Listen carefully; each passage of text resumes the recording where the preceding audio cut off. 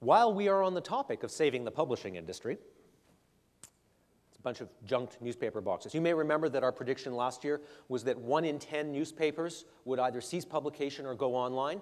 We weren't right. It was more like 1 in 13, but we were pretty close. Last year was a tough year for the newspaper industry. And a lot of people are hoping it bounces back as the economy recovers. Sadly, that does not appear to be what's going on so far. There's no question that some advertising sectors are doing a little bit better. But by and large, the results for the global and North American newspaper industry remain very difficult, very challenging. Subscribers continue to be lost. People are reading them online for free, and the publishers are saying, why are we giving away our content for free? And the big discussion in 2010 is paywalls and micropayments. You may have seen that it's rumored that later this week, the New York Times, let's try it here. Who here reads the New York Times online once a week? I mean, no offense, French-Canadian, probably not as high as it would be in Toronto or somewhere in the US, but still pretty high usage. You may remember that the Times started out having a paywall. It was called Times Select. And then they stopped it because it wasn't working, and now they're going to start it again. Matthew Ingram, a well-known Canadian blogger who used to write for the Globe and Mail, now writes for GigaOM, he gave that great quote. The best definition of insanity is when you do the same action repeatedly but expect different results each time. It's sort of interesting why the Times didn't think paywalls worked 3 years ago and now think they will, but we're going to see what happens on that one. So it does work for some. Wall Street Journal has a paywall. The Financial Times of London, if you've ever been to the Financial Times site, you're allowed to read, I think it is, 10 free articles, and then you start paying. Wall Street Journal, you have to pay right away. And Wall Street really gets you. I mean, if you have a paper subscription and you want to read it online, you got to pay for that. And even if you pay for both of those, if you want to read it on your mobile, your BlackBerry, or your iPhone, you got to pay again. So they're doing a good job of monetizing this. The question, I think, comes down to isn't, does it work for the Wall Street Journal? Because it does. They've kept readers, their subscription's actually up, their ad rates are up, they're doing really well with this. Works well for the Financial Times. Let's say they all agree on the same day that they're going to put up paywalls, and they do it without causing antitrust problems, which I think could be an issue. What did the radio stations do? What does Radio Canada do? They take down their website and they stop putting up news about Montreal? If you are a consumer and you are subscribing to this to find out information about what's going on in your community, for a newspaper to just put up a paywall creates a real challenge as long as there are alternatives. And I think that the challenge for almost all newspapers worldwide is that they do not have enough. Of course they have great content, but do they have enough to cause people to pay for it? And Deloitte's prediction is that almost no newspapers are going to put up paywalls this year, and of those that do, most of them will not succeed at doing it. They will continue to lose subscribers, and the amount of money they lose from losing on internet traffic will actually be worse than any money they get from putting up the paywall. So I'm afraid that this is not going to be a panacea for the industry. Just so you understand kind of where this all fits,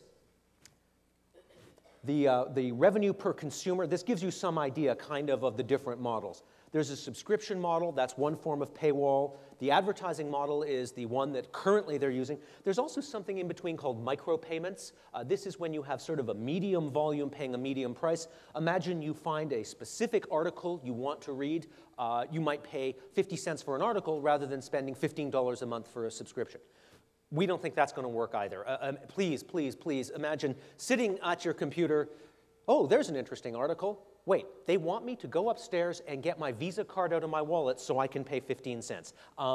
We think the barriers to micropayments, the lack of a standardized technology, mean that micropayments are going to be very difficult. Now, this isn't just me making stuff up. I've been talking with newspaper publishers all over the world. They aren't really sure what's going to happen here. They know that micropayments are going to be a very difficult thing, and even paywalls they're terrified of. The New York Times, I think the number is 1 in 12 internet users worldwide go to their site once a month. That's pretty good from an advertising perspective. The second you put up paywalls, it ain't going to be 1 in 12 anymore. So we think that paywalls and micropayments are not going to be a success in 2010. Shifting gears rapidly into the CleanTech sector. Most of you know that I actually am a bit of a specialist in clean technology. I used to run a Canadian clean technology hedge fund. So I'm a big believer in clean technology. The sector got killed in 2009. When the stock market went into the tank, clean tech went even worse. But as the stock market has recovered, clean tech has recovered even more. That's great. But one part of clean tech hasn't, and we're not expecting it to. There is nothing wrong with solar technology. Over the long term, solar technology has a rightful place in renewable energy. But the problem in 2010 isn't that solar did badly because we had a recession. It isn't that the sun didn't shine. Let's see if I can. This is, I know, almost impossible for you to read at the back of the room. I'm sorry about that. This is a relatively optimistic set of numbers talking about global demand. And I don't know if you can see it, but at the far right in 2009, you can see that the global demand for all solar, let me rephrase that. The lady at the front of the room can see that at the global demand for solar, it's about 7 gigawatts of solar demand. And that was actually, a large part of that was helped by extraordinarily strong numbers out of Germany. The only thing is, as you can't see, but this very optimistic assumption expects that demand to go up to 9 gigawatts in 2010. That's pretty good growth. 9 gigawatts. Sounds like a lot of solar. Anybody know how much solar capacity there is in the world this year? Because in 2007, everybody in Germany and everybody in the United States and everybody in China said, wow, solar is really cool. It's the next great technology. It's the next great silicon technology. Let's go build a solar plant, or 2, or 12, or 50. Global solar capacity in 2010 will be roughly 25 gigawatts. In other words, if this optimistic demand figure comes in, capacity utilization for the solar industry will still be around 30%. Now, I don't know if you know much about boom and bust, cyclical kind of markets, but to give you some idea, the worst the semiconductor industry, the chip industry, another kind of silicon technology, has ever been in history from capital utilization was in Q1 of 2009 when it dropped to 57%. Roughly 1 in 2 world chip companies were at risk of going bankrupt at 57%. Anybody want to guess what 30 is going to do to solar? Once again, I'm not criticizing the technology. Deloitte believes in renewable energy and in clean technology. But there is this enormous supply glut, and those take a little while to go away. So solar will come back out of the shade maybe in 2011, although even that's probably a little early. But don't expect it in 2010. See, there's a yoga theme. One of the examples I need to use right here is this. So I'm going to talk about an unnamed professional services firm with a US size of about 70,000 employees, 35,000 of which have smartphones paid for by their company.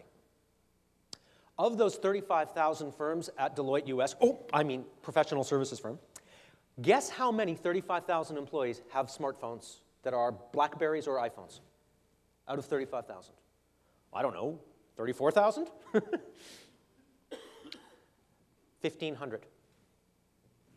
1,500?